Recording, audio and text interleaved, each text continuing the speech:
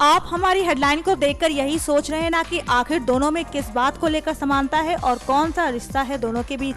तो हम आपको बता दें, रेखा और श्रुति हसन दोनों ही अदाकाराओं का जन्म उनके माता पिता की शादी से पहले हुआ था। रेखा ने अपनी बायोग्राफी में इस बात का जिक्र किया था कि उनका जन्म उनके माता पिता की शादी से पहले हुआ था। रेखा को बिन ब्याही माँ की बेटी कहा जाता है। इस टैगलाइन को आपने कई बार देखा और सुना होगा। आपको बता दें, रेखा की माँ पुष्पावली तमिल और तेलुगु फिल्मों की जानी मानी अदाकारा थी, तो वहीं रेखा के पिता जेमिनी गणेशन भी साउथ फिल्मों के जाने माने एक्टर थे।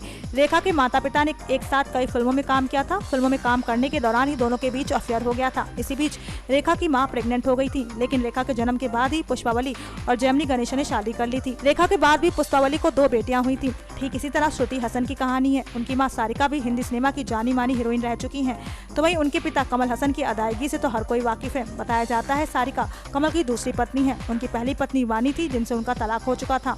खबरों की माने तो तलाक लेने के बाद सारिका और कमल एक साथ रहने लगे थे। इसी दौरान सारिका प्रेग्नेंट हो गई थी, लेकिन कहा जाता है श्रुति के जन्म के 2 साल बाद दोनों ने शादी की थी। श्रुति के बाद सारिका ने शादी के बाद दूसरी बेटी को जन्म दिया था, जिसका नाम अक्षरा है। लेकिन इसके बाद साल 2004 में सारिका और कमल हसन ने तलाक ले लिया था। नेक्स्ट 9 न्यूज रूम से गायत्री गुप्ता की रिपोर्ट।